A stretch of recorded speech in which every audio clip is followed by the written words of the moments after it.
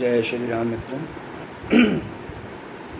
आप सभी का मेरे इस YouTube चैनल के सर ज्योतिष पर बहुत स्वागत है।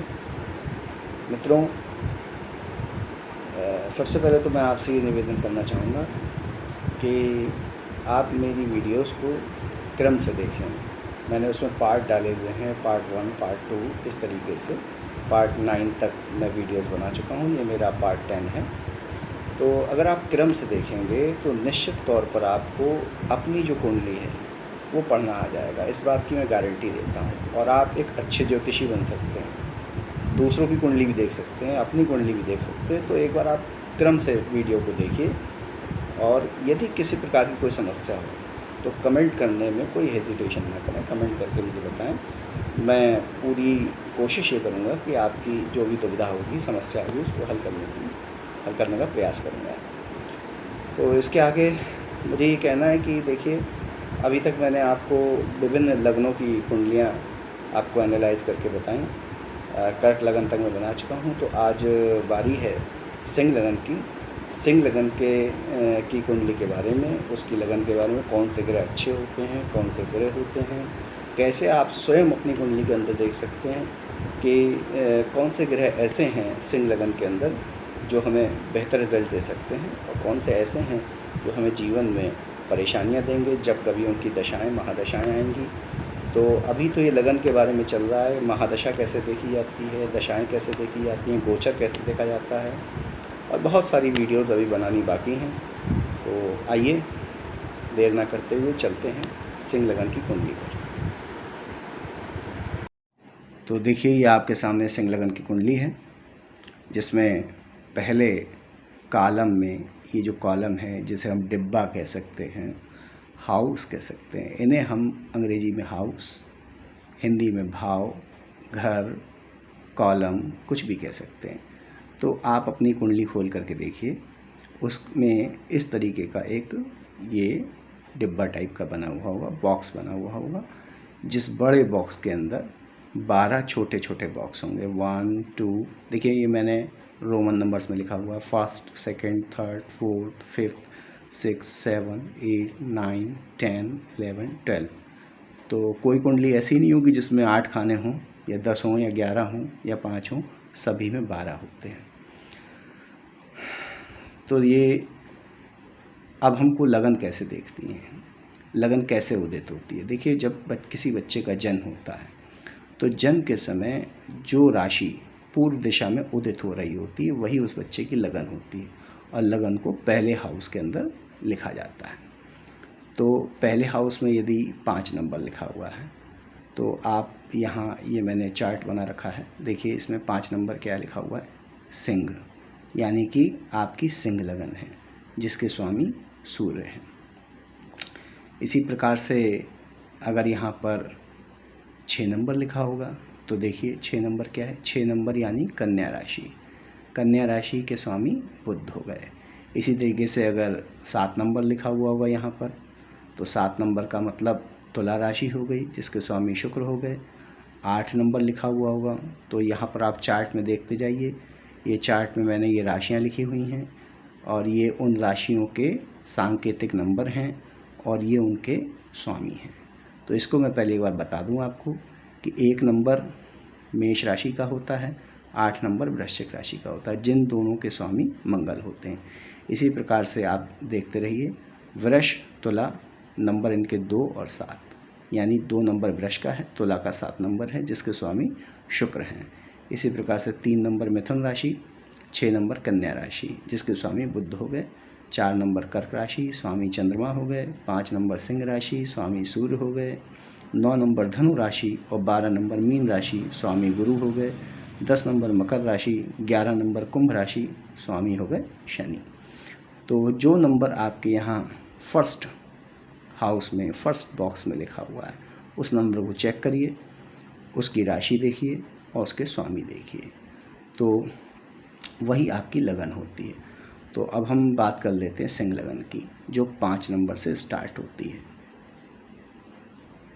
अब आगे बढ़ते हैं कि सिंह लगन के जातकों के लिए, यानी कि जिन लोगों का जन्म 5 नंबर की लगन में हुआ है, सिंह लगन में हुआ है, वो कैसे ये देखें कि कौन कौन से ग्रह हमारे जीवन में शुभ परिणाम प्रदान करने वाले ग्रह हैं। तो इसके लिए मैंने पहले भी बताया हुआ है, फिर बता देता हूँ कि सबसे पहले आपको 159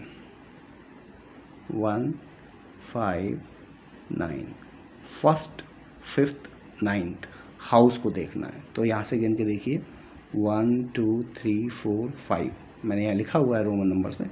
फिफ्थ हाउस ये है आपका, पहला हाउस ये है, और नाइन्थ देखिए ये हाउस ये है। तो पहले हाउस में कौन सा नंबर लिखा हुआ है? 5 नंबर। 5 नंबर किसका होता है? सिंह राशि, सूर्य। यानी आपकी कुंडली में सबसे अच्छे ग्रह ये हो गए सूर्य। देखिए अच्छे ग्रहों में लिखा हुआ है सूर्य। उसके बाद 5वें नंबर पर देखिए, 5वें नंबर पर लिखा हुआ है 9 नंबर। 9 नंबर होता है गुरु का, यानी कि गुरु आपकी राशि में अच्छे हो गए। इसके बाद 9 यानी नवा हाउस। नवा हाउस ये देखिए यहाँ लिखा हुआ है 1 नंबर। 1 नंबर होता है मेष राशि, मंगल, यानी कि मंगल यहाँ पर अच्छे ग्रह हो गए। तो सूर्य, गुरु, मंगल और बुध सूर्य के नैसर्गिक मित्र हैं।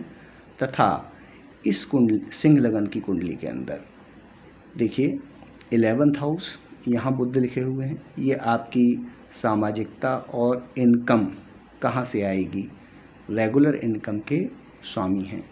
और दूसरा यहाँ पर ये जो दूसरा हाउस है ये भी धन का हाउस है, लेकिन ये दोनों ही धन के हाउस हैं। लेकिन इन दोनों में डिफरेंस क्या है कि ये धन आने का हाउस है, इनकमिंग ऑफ वेल्थ, पैसा आएगा। आने के बाद ये खर्चे का हाउस है, 12वां घर। आने के बाद खर्च भी होगा, खर्च होने के बाद जो बचता है वो यहाँ से देखा जाता है, यानी कि संचित धन, accumulated wealth is seen from second house. आपके पास कितना धन है, संचित पूंजी कितनी है, वो यहाँ से देखा जाए। तो इस सिंह लगन की कुंडली में आप एक खास बात ये देख रहे हैं कि आने वाले धन और संचित धन दोनों का डिपार्टमेंट बुध के पास है। तो इसलिए इस कुंडली में ये दोनों डिपार्टमेंट बुध के होने के पास बाद और सूर्य के नैसर्गिक मित्र होने के कारण बुध इस लगन में अच्छे ग्रहों में शामिल कर लिए गए हैं। तो सिंह लगन की कुंडली में स्पष्ट रूप से समझ लीजिए, सूर्य लग्नेश हैं, गुरु और मंगल ये सभी देखिए देवता हैं, देवताओं की आपस में मित्रता होती है। सूर्य ने गुरु और मंगल को अच्छे हाउस दिए हुए हैं, और बुध उनके नैसर्गिक मित्र हैं, उनको भी 2 धन के हाउस दिए हुए हैं। तो पुराने समय में, प्राचीन काल में भले ही धन को बहुत अच्छा ना माना जाता हो, लेकिन आज कलयुग का समय है, धन का बड़ा महत्व है। और यदि कोई ग्रह ऐसा है जो आने वाले धन और संचित धन दोनों का स्वामी है, तो क्यों नहीं उसे आप अच्छा ग्रह मानेंगे। तो इसलिए ये 4 ग्रह इस कुंडली के अंदर अच्छे हो गए। अब इसमें एक चीज़ और देखिए कि ये 6, छठा हाउस, 8वां हाउस और 12वां हाउस ये खराब घर माने जाते हैं। इसमें अगर आप देखें 8वें हाउस के अंदर, 8वें हाउस के अंदर 12 नंबर लिखा हुआ है, और 12 नंबर भी गुरु का होता है। तो अब हम क्या माने कि यहाँ 5वें में भी गुरु लिखे हुए हैं, 9 नंबर गुरु का है, और 8वें भी 12 नंबर लिखा हुआ है, ये भी गुरु का है। तो एक ख़राब हाउस मिला है, एक अच्छा हाउस मिला है। तो अब इन्हें हम क्या माने, अच्छा माने कि बुरा माने। तो देखिए पिछली वीडियोस में मैंने बताया हुआ है और फिर से रिपीट कर रहा हूँ कि कोई भी ऐसा ग्रह जो कि 5वें, 9वें और पहले यानी 1, 5, 9 घरों का स्वामी है, वो कहीं भी जाकर के बैठ जाए आपकी कुंडली में, वो शुभ ही कहलाएगा, क्योंकि उसके पास पावर ज़्यादा है। और जिसके पास पावर है वो नेगेटिव को भी पॉजिटिव में बदल सकता है। पॉजिटिव में अगर नहीं बदल पाएगा तो नेगेटिव को कम तो कर ही सकता है। इसलिए जो त्रिकोण के स्वामी होते हैं, यानी 1, 5, 9 घरों के स्वामी होते हैं, वो आपकी लगन के लिए शुभ ग्रह होते हैं, अच्छे ग्रह होते हैं। ये भी ज़रूरी है कि उनका प्लेसमेंट भी अच्छा होना चाहिए, उसको हम बाद में देखेंगे कि प्लेसमेंट किस तरीके का है। फ़िलहाल ये जो डिपार्टमेंट्स मिले हुए हैं इन लोगों को, ये बेहतर मिले हुए हैं। इसके बाद अब बात करें कि कौन कौन से ग्रह ऐसे हैं। जो पीड़ा देने के लिए बंदूक लेके तैयार बैठे हुए गोली मारने के लिए, कब मौका मिले तो सिंह लगन के लोगों को गोली से मार ना पाओ, घायल तो कर ही दो। तो कौन कौन से ऐसे ग्रह हैं? तो देखिए, बुरे ग्रहों के लिए मैंने आपको एक फार्मूला बताया हुआ है कि आप 6, 8, 12 इन 3 हाउसेस को चेक करें। 1, 2, 3, 4, 5, 6, यहाँ गिनने की ज़रूरत ही नहीं है, आप देख सकते हैं कि ये नंबर्स लिखे हुए हैं। तो देखिए, छठा हाउस ये है और यहाँ लिखा हुआ है 10 नंबर। तो 10 नंबर क्या है? मकर राशि, जिसके स्वामी हैं शनि। तो इसमें शनि और दूसरे कौन से घर के स्वामी हैं ये देखा जाएगा तो 7th हाउस। 7th हाउस जो है वो सम हाउस कहलाता है और ये छठा हाउस खराब हाउस कहलाता है। तो एक सम एक खराब, इसका मतलब शनि यहाँ पर मारक हो गए। वैसे भी सूर्य उजेला है तो शनि अंधकार है, एक दूसरे की वैसे ही नहीं पड़ती है, एक दूसरे का नेचर ही डिफरेंट है, नेचर ही बिल्कुल विपरीत है। तो सूर्य के लिए, सूर्य की राशि में यानी सिंह लगन के अंदर शनि बहुत बुरे या मारक ग्रह हो गए। इसके बाद आप 8वें स्थान को चेक कर चुके हैं। उसके बाद हम 12वें स्थान को चेक करते हैं, चंद्रमा। अब देखिए, यहाँ पर कभी कभी ऐसा होता है जैसे फिल्मों के अंदर स्टोरी होती है, 2 बहुत अच्छे दोस्त होते हैं लेकिन एक पुलिस वाला होता है और एक चोर होता है, तो उनकी ड्यूटीज़ जो है उनके बीच में आ जाती हैं और दोनों को एक दूसरे पर गोलियां चलानी पड़ती हैं। तो ठीक यही स्थिति यहाँ पर सूर्य और चंद्र के साथ हुई कि सूर्य के बहुत अच्छे मित्र हैं चंद्र, लेकिन चूंकि 12वें हाउस में जा कर के बैठ गए और एक ख़राब पोस्टिंग उनको मिल गई। और अब ख़राब पोस्टिंग मिल गई है तो ख़राब काम भी करना पड़ेगा, रिज़ल्ट भी ख़राब देना पड़ेगा। तो ऐसी स्थिति में यहाँ सिंह लगन के अंदर चंद्रमा मित्र होते हुए भी मारक स्थिति में आ गए। तो यहाँ पर इस सिंह लगन की कुंडली के लिए शनि और चंद्रमा ये बुरे ग्रह हो गए।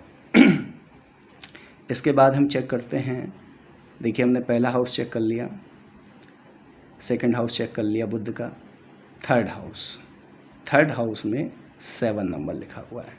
तो 7 नंबर हम यहाँ चेक करें, तुला राशि, जिसके स्वामी हैं शुक्र। और इसके अलावा 2 नंबर भी शुक्र का होता है, तो 2 नंबर हम चेक करें, ये लिखा हुआ 10वें हाउस में। तो ये तीसरा हाउस शुक्र को मिला है और 10वां हाउस मिला है। तो 10वां हाउस जो कि केंद्र का घर है, केंद्र आप समझते हैं कि ये जो बीच का बॉक्स बना हुआ है ये, यानी 1, 4, 7 और 10, 1, 4, 7, 10, ये जो बीच के 4 घर होते हैं इन्हें हम केंद्र भाव कहते हैं, सेंटर प्लेस कहते हैं, सेंटर भाव कहते हैं। तो इसमें ये अच्छे घर माने जाते हैं। इसमें चौथा घर अच्छा होता है, 10वां घर अच्छा होता है, पहला घर अच्छा है, 7वां घर सम माना जाता है। तो फिलहाल हम शुक्र की बात कर रहे थे। देखिए, शुक्र को एक 10वां हाउस मिला है, केंद्र का हाउस मिला है, अच्छा घर मिल गया है। और एक तीसरा हाउस जो है वो बहुत अच्छा नहीं है। तो एक अच्छा घर मिल गया, एक खराब घर मिल गया, ठीक है। तो अब इन्हें हम क्या माने? अब हमें यहाँ पर ये भी चेक करना पड़ेगा कि सूर्य से इनकी कैसी रिलेशनशिप है। तो सूर्य देवता हैं और शुक्र राक्षसों के देवता हैं, तो दोनों में आपस में नैसर्गिक मैत्री तो है नहीं। तो ऐसी स्थिति में ये कारक ग्रह तो हो नहीं सकते, और चूंकि अच्छा घर मिला है तो मारक ग्रह भी नहीं हो सकते। तो इनको सम स्थिति में रखा जाएगा। सम का मतलब क्या होता है? सम ग्रह कौन से होते हैं, सम राशियाँ कौन सी होती हैं? सम ग्रह वो ग्रह होते हैं जो न्यूट्रल होते हैं, मतलब आपका वो अच्छा करने के लिए भी तत्पर नहीं है, आपका बुरा करने के लिए तत्पर नहीं है। तो वो क्या करेंगे? तो कुंडली के अंदर वो जहाँ बैठे होंगे उस हिसाब से रिजल्ट देंगे। मान लीजिए वो अगर अच्छे हाउस में बैठ गए, चौथे हाउस में, 5वें हाउस में, है ना, 10th हाउस में, 9th हाउस में, कहीं अच्छी जगह बैठ गए तो अच्छा रिजल्ट देना शुरू कर देंगे। ख़राब जगह बैठ गए, 8 नंबर में बैठ गए, 6 नंबर में बैठ गए, 12 नंबर में बैठ गए तो ख़राब रिजल्ट देना शुरू कर देंगे। यानी उनका अपना कोई इंटरेस्ट नहीं है, वो सम हैं, न्यूट्रल हैं, जहाँ बैठेंगे वैसा आपको परिणाम दे देंगे। तो ऐसे ग्रह सम ग्रह कहलाते हैं। तो सिंह लगन के अंदर अच्छे ग्रह, बुरे ग्रह, सम ग्रह आपने समझ लिए। अब बात आती है सूर्य की उच्च राशि। तो उच्च राशि के बारे में मैं पहले की वीडियोज़ में आपको बता चुका हूँ उच्च और नीच के बारे में। वीडियो का नाम है उच्च और नीच ग्रहों का पोस्टमार्टम, उसे आप ध्यान से देख लीजिए तो आपको पूरा कंसेप्ट समझ में आ जाएगा कि उच्च ग्रह क्या होते हैं, नीच ग्रह क्या होते हैं, राशियाँ कैसी होती हैं और कैसा रिजल्ट प्रदान करते हैं। तो शॉर्ट में मैं आपको बता देता हूँ यहाँ पर कि उच्च ग्रह सामान्य से कई गुना बेहतर रिजल्ट प्रदान करते हैं। तो उच्च का मतलब क्या है? सूर्य की उच्च राशि है मेष 1 नंबर, यानी कि आपकी कुंडली में ये जो 12 हाउस बने हुए हैं इसमें 6, 8, 12 ये 3 घरों को छोड़ दीजिए, खराब घर हैं। इसके अलावा कहीं भी सूर्य अगर लिखा हुआ है, कुंडली में देखिएगा सूर्य तो ज़रूर लिखा हुआ कहीं ना कहीं।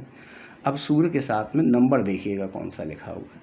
अगर 1 नंबर लिखा हुआ है सूर्य के साथ में तो फिर आपकी बल्ले बल्ले है, यानी सूर्य उच्च राशि का हो गया।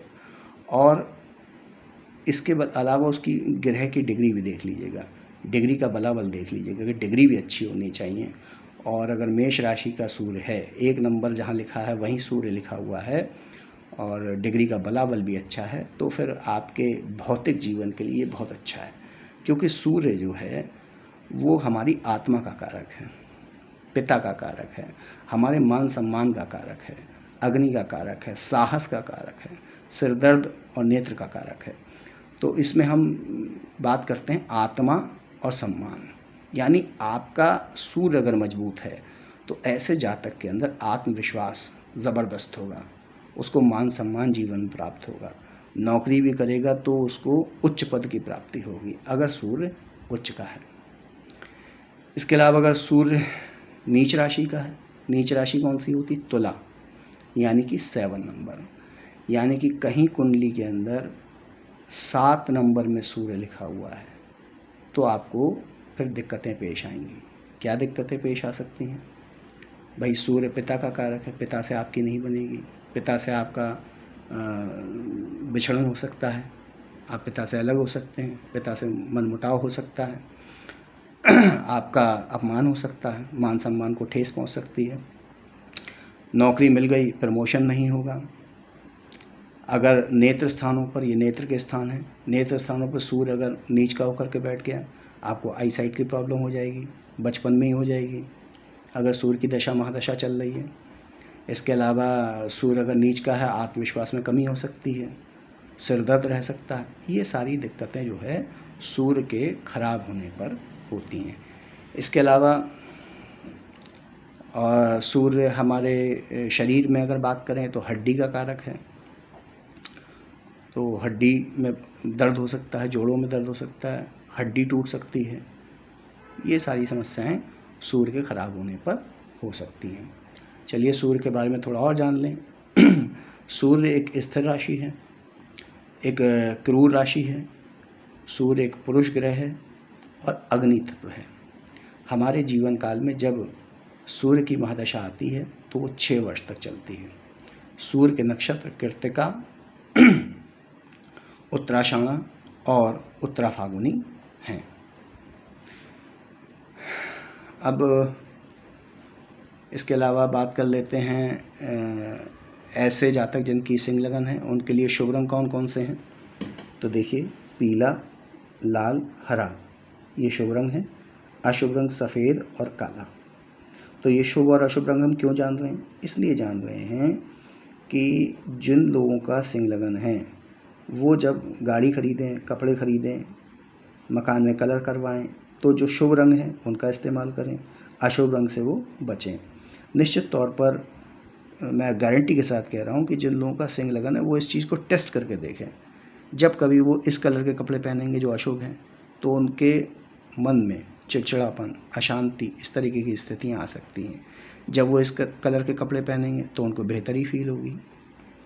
इसी प्रकार से रत्न की बात करें कि अगर सूर्य का जो रत्न होता है वो माणिक होता है और सूर्य के चूँकि मित्र मंगल हैं तो मूंगा पहना जा सकता है। लेकिन ये केवल यहाँ ये वीडियो देख करके माणिक और मूंगा ना पहन लें, इसके लिए और भी एनालिसिस की आवश्यकता होती है। जैसे मान लीजिए अब आपने यहाँ पर देखा, हमने बताया कि सिंह लगन वाले जो हैं माणिक और मूंगा पहन लें। आपने माणिक लिया पहन लिया या मूंगा लिया पहन लिया, लेकिन ये भी देखना पड़ेगा कि आपकी कुंडली में सूर्य और मंगल अच्छे घरों के स्वामी तो हैं, लेकिन बैठे कहाँ हैं?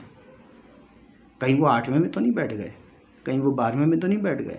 अब पता लगा वो 8वें में बैठे हुए हैं मंगल देव, और आपने मूंगा पहन लिया। तो मूंगा पहनने से होता क्या है, ये रत्नों के बारे में एक डिटेल्ड वीडियो में बाद बनाऊंगा। आपको शॉर्ट बता दे रहा हूँ कि ये जो रत्न होते हैं ये उन प्लैनेट्स की एनर्जी को एब्जॉर्ब करके हमारी बॉडी में ट्रांसमिट करते हैं और उन घरों को एक्टिवेट करते हैं जो अक्रिय पड़े हुए हैं। अब मान लीजिए 8वें घर में जो मृत्यु तुल्य कष्ट का हाउस है, यहाँ पर मंगल देव बैठे हुए हैं और आपने मूंगा पहन लिया, तो क्या होगा? ये घर एक्टिवेट हो गया। अब ये घर किस चीज़ का है? मृत्यु तुल्य कष्ट का है। अब आपको जो छोटी मोटी बीमारी थी असाध्य बीमारी बन गई और आप मूंगा पहने हुए हैं। तो ऐसी गलती नहीं करनी है। जब कभी रत्न आपको पहनना है तो आप किसी विद्वान ज्योतिषी से पहले परामर्श कर लें, अपनी कुंडली दिखा लें कि हमें कौन सा रत्न पहनना है। रत्न आपके जीवन को बहुत कुछ आप में दे सकते हैं और जीवन का धुआं भी निकाल सकते हैं, तो इस चीज़ का ध्यान रखना है। अच्छा, कौन सा रत्न ना पहने? जैसे नीलम और मोती, ये आपको नहीं पहनना है। क्यों नहीं पहनना है सिंह लगन वालों को? सिंह लगन के लिए शनि मारक स्थिति में है, दुश्मन की स्थिति में, और दुश्मन का रत्न पहनने का मतलब दुश्मन को मजबूत बनाना। तो दुश्मन को आप मजबूत बनाएंगे तो आपका नुकसान होगा, तो नीलम नहीं पहनना है। मोती चंद्रमा का होता है, चंद्रमा या 12वें में बैठे हुए हैं, वैसे ही आपको मानसिक तनाव प्रदान करेंगे। मोती आपने पहन लिया तो और ज़्यादा तनाव प्रदान करेंगे। तो रत्नों को चूज़ करने में काफ़ी सावधानी बरतनी है आपको। चलिए अब बात करते हैं सिंह लगन के लिए आराध्य कौन है। देखिए, सिंह लगन सूर्य इसके देवता हैं, तो सूर्य की उपासना ऐसे जातकों को हमेशा फलदायी होती है। और विशेष तौर पर मैं आपको ये कहना चाहूँगा, जो गायत्री मंत्र होता है ये सूर्य का मंत्र है। गायत्री मंत्र वैसे भी एक ऐसा अद्भुत मंत्र है, इसके बारे में कई प्रयोग भी हो चुके हैं विदेशों के अंदर, कि जैसे हम अलग अलग देवताओं के जो मंत्र करते हैं वो अलग अलग ग्रहों तक एनर्जी को पहुंचाते हैं, लेकिन गायत्री मंत्र एक ऐसा मंत्र है जो समस्त ग्रहों को एक साथ एनर्जी देता है। उसका कारण है कि सूर्य का मंत्र है गायत्री मंत्र, और सूर्य से ही सभी ग्रहों को एनर्जी और लाइट प्राप्त होती है, हम सभी जानते हैं। तो गायत्री मंत्र पढ़ने से सभी ग्रहों को एक साथ ऊर्जा प्राप्त होती है। तो गायत्री मंत्र वैसे भी सामान्य रूप से सभी को पढ़ना चाहिए, और इसका उच्चारण करने का क्या तरीका है उसके बारे में फिर बाद में वीडियो डालूंगा।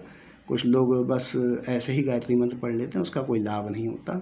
इसकी एक विड्थ और लेंथ होती है कि किस तरीके से कायदे से एक उच्चारण होता है, प्रॉपर प्रोनाउंसिएशन होता है, तभी गायत्री मंत्र लाभ देता है। इसके बाद चूँकि इस कुंडली के अंदर आप देख रहे हैं मंगल भी बहुत अच्छे ग्रह हैं, तो मंगल के लिए हनुमान चालीसा आप कर सकते हैं और भगवान शिव की आराधना भी कर सकते हैं। तो ये मित्रों बात हो गई सिंह लगन के बारे में। वीडियो काफ़ी लंबी होती जा रही है, लेकिन कोई बात नहीं।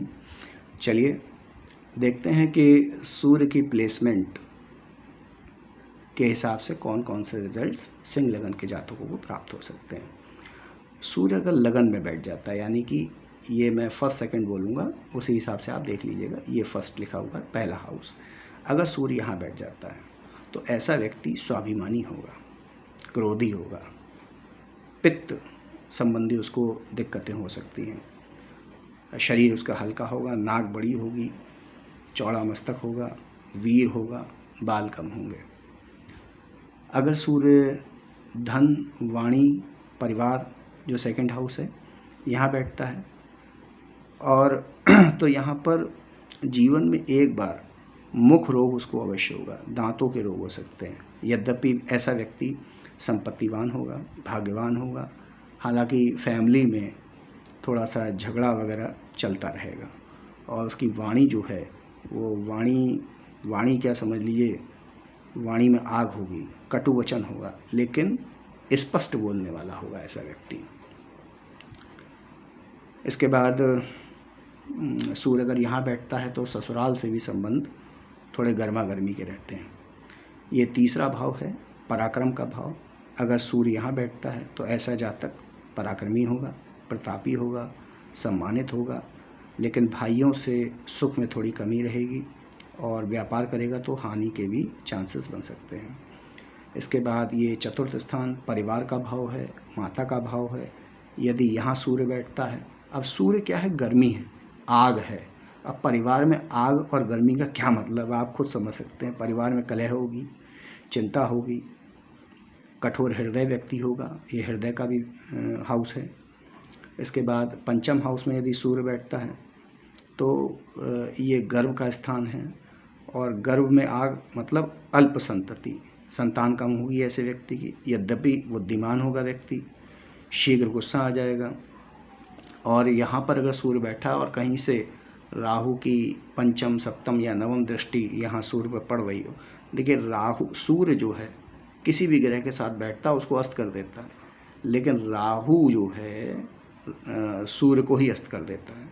तो सूर्य को जो है राहु केतु बहुत नुकसान पहुंचाते हैं। तो अगर सूर्य यहाँ बैठा हुआ राहु की दृष्टि हो तो 100% मान के चलिए कि एबॉर्शन के चांसेस, गर्भ नष्ट होने के चांसेस बनते हैं। इसके बाद छठे भाव में ये आपका रोग, शोक, शत्रु, लोन, इन सब चीज़ों का हाउस है। यदि यहाँ सूर्य बैठता है तो सूर्य जहाँ बैठेगा जलाएगा। अब यहाँ शत्रु के हाउस में बैठा है, शत्रुओं को जलाएगा, शत्रुहंता योग बनाएगा। पिता की उन्नति होती है, माता पक्ष को कष्ट होता है, व्यक्ति निरोगी रहता है। यहाँ पर बैठता है सूर्य। निरोगी क्यों रहेगा, क्योंकि ये रोग का भी हाउस है। अब सूर्य यहाँ बैठ गए तो रोग को भी जला देंगे, भाई जहाँ बैठेंगे वहाँ जलाएंगे, आग जहाँ ले जाएंगे वहाँ जलाएगी। 7th हाउस में अगर सूर्य बैठता है तो अब ये 7th हाउस पार्टनर का हाउस है, तो स्त्री क्लेश हो सकता है, स्त्री नाराज होकर के मायके जाएगी रोज़ रोज़, रिश्ता टूट सकता है, नेत्र रोग हो सकते हैं, और गवर्नमेंट से आपको अपमान मिल सकता है।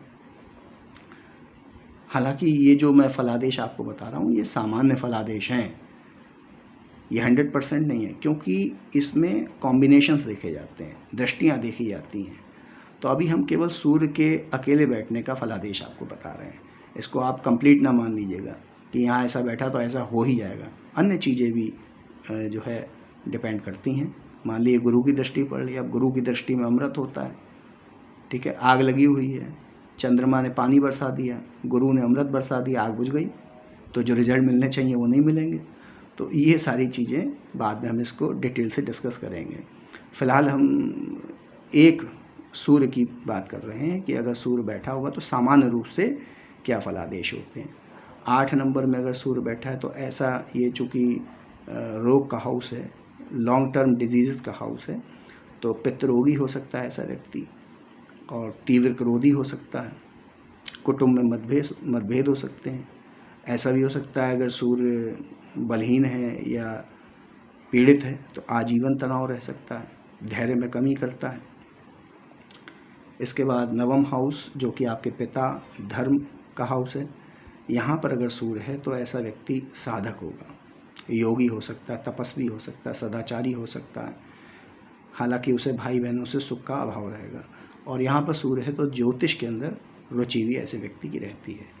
अब ये 10th हाउस है। देखिए 10th हाउस में जब मैंने आपको दिशा बल और ये सब बलों की बात बताई थी, एक वीडियो बनाई हुई है, उसमें आप जा कर के देखिएगा कि यहाँ पर 10th हाउस में सूर्य और मंगल दिग्बली होते हैं। दिग्बली यानी दिशा बली, दिशा बल इनको यहाँ पर प्राप्त होता है। जिन जातकों का जन्म 11:15, 11:30 से लेकर के 1:30 से 2 के आसपास होता है, दोपहर का जन्म होता है, तो उन सभी की कुंडली में सूर्य यहाँ पर बैठा हुआ होता है और वो जन्म का सबसे अच्छा समय होता है। तो सूर्य अगर यहाँ बैठा हुआ है, ये आपके कर्म का, मान सम्मान का हाउस है, और यहाँ सूर्य बैठ गया तो प्रकाशित करेगा। आप कुल दीपक हो सकते हैं, श्रेष्ठ कर्म होंगे, बहुत बढ़िया नेता हो सकते हैं, मंत्री हो सकते हैं, कुशल व्यवसायी हो सकते हैं, पद प्रतिष्ठा ऊंची हो सकती है। हालांकि कभी कभी फैमिली थोड़ी डिस्टर्ब हो सकती है, क्योंकि सूर्य यहाँ बैठेगा तो उसकी सप्तम दृष्टि जो है 1, 2, 3, 4, 5, 6, 7 यहाँ पे पड़ेगी। ये परिवार का हाउस है, तो एक कानी आँख से वो यहाँ भी देखेगा ना, यहाँ तो अच्छा प्रकाश फैलाएगा, लेकिन इसकी जो अग्नि है वो यहाँ तक पहुँचेगी। तो 10th हाउस में खैर सूर्य अच्छा होता है। बहुत सारे नेताओं और मंत्रियों को आप देखें तो उनका सूर्य आपको यहाँ पर मिलेगा। इसके बाद ये जो आपका 11th हाउस है, मनोकामनाओं का हाउस है।